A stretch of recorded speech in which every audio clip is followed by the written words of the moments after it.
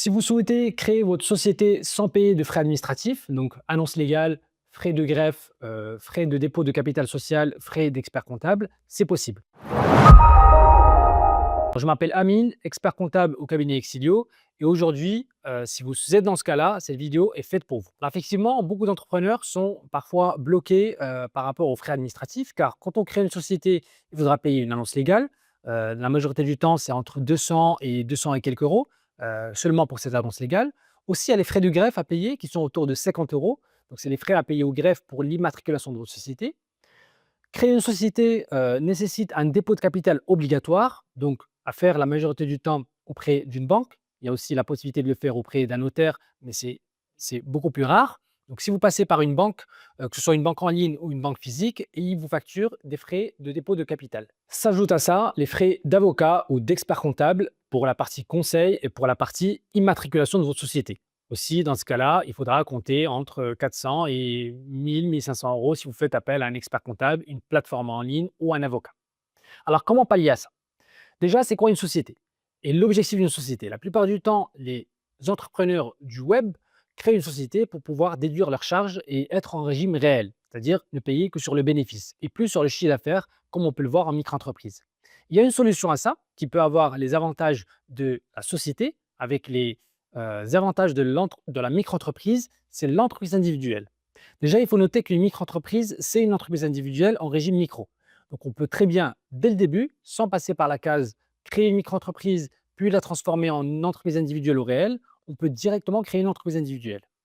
L'avantage de l'entreprise individuelle, c'est que déjà, depuis toujours, on pouvait opter pour le régime réel à l'IR et depuis 2022, on peut opter pour le régime réel à l'impôt sur les sociétés. Donc, c'est exactement le même fonctionnement fiscal qu'une SASU, par exemple. L'avantage aussi d'une entreprise individuelle, à l'IS par exemple, c'est qu'il n'y a pas d'obligation de faire de dépôt de capital. Il n'y a pas de notion de dépôt de capital. Du coup, vous économisez le montant du capital social, qui peut être de 1 € minimum en société, mais qui peut être de 1000, 10 000 euros, il n'y a pas de maximum. Vous économisez aussi les frais de banque liés à ce dépôt de capital. Vous économisez les frais d'annonce légale, donc autour de 200 euros pour faire une publication d'annonce légale pour votre création de structure. Vous économisez aussi les 50 euros de frais de greffe dans le cadre de votre création de vos structures. Et vous économisez aussi les frais de prestataire et les honoraires par rapport à un expert comptable ou un avocat pour vous accompagner dans cette création-là. Par contre, qui dit avantage dit la plupart du temps inconvénient.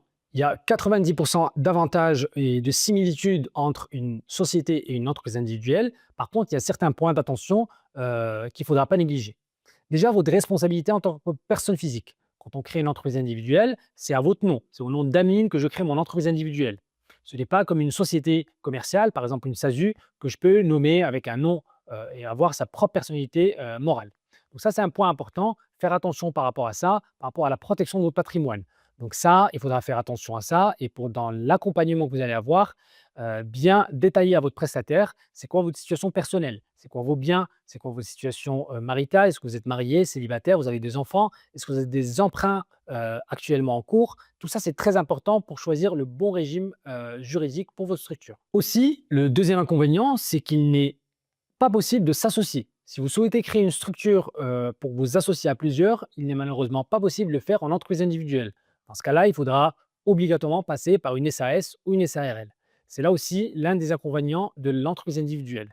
Aussi, vous ne pouvez pas, via votre entreprise individuelle, prendre des participations dans d'autres sociétés, comme on peut le voir en SASU par exemple. Si vous avez une SASU détenue par vous à 100%, cette SASU-là peut très bien prendre des participations dans d'autres sociétés qui vous appartiennent ou pas. On peut très bien, par exemple, imaginons, j'ai une société, une SASU, qui fait par exemple de l'e-commerce que je détiens à 100%. J'ai un autre projet avec un ami dans lequel on veut faire un projet à 50-50. Donc ma SASU peut directement prendre une participation de 50% dans cette structure-là en commun avec mon ami. Par contre, ce n'est pas possible de le faire en entreprise individuelle. Donc ça, c'est aussi un point à prendre en compte. Par contre, dans la majorité des cas, il est vraiment très avantageux de pouvoir choisir une entreprise individuelle à l'IS parce que non seulement c'est limite gratuit pour la créer, si vous savez le faire vous-même sur le site de l'INPI, en cherchant sur Internet, normalement, vous devez très bien vous en sortir en le faisant vous-même. Et aussi, c'est gratuit pour la liquider. Aujourd'hui, une société type SASU, ce n'est pas gratuit pour la créer et ce n'est pas gratuit non plus pour la liquider, pour la radier. Imaginons, vous avez ouvert une société en janvier d'une année. Vous vous rendez compte, que soit l'activité ne fonctionne pas, vous souhaitez la fermer, faire une radiation à l'amiable ou pour des raisons personnelles, vous devez la radier. Il faudra encore passer par la case banque pour payer des frais d'annonce légale, de greffe, de prestataire, avocat ou expert comptable, pour la liquider. Chose qui n'est pas d'actualité dans une entreprise individuelle à l'heure actuelle. C'est totalement gratuit pour l'ouvrir et pour la fermer. Le seul point à prendre en compte, c'est qu'il y a une tenue de comptabilité à faire, que ce soit en entreprise individuelle à l'IS ou en SASU à l'IS. La tenue de comptabilité est exactement les mêmes, car le régime fiscal et la fiscalité applicable est exactement la même entre une EUI à l'IS et une SASU à l'IS, par exemple. Concrètement, si vous souhaitez créer une entreprise individuelle à l'IS, si vous avez déjà trouvé les informations et les régimes fiscaux qu'il vous faut et vous n'avez pas besoin d'accompagnement dans le conseil par rapport à l'EI, vous pouvez très bien le faire vous-même. Comment ça se passe? Sur le site de l'INPI, vous créez un compte INPI de votre personne physique, car encore une fois, c'est vous, en tant que personne physique, qui allez créer cette entreprise individuelle. En vous connectant sur le site de l'INPI, vous pouvez choisir vos différents régimes fiscaux, TVA, imposition, date de début, etc., date de siège, enfin, pas siège social, mais l'adresse de cette entreprise individuelle, et vous recevez un CABIS. Le CABIS, c'est quoi? C'est la pièce d'identité de votre structure qui rappelle son numéro RCS, donc son numéro sirène, son adresse, son activité, le représentant légal de cette entreprise individuelle, etc. Et c'est via l'INPI et totalement gratuit, sans passer, comme j'ai dit, par la case frais administratifs, que vous pouvez créer votre société.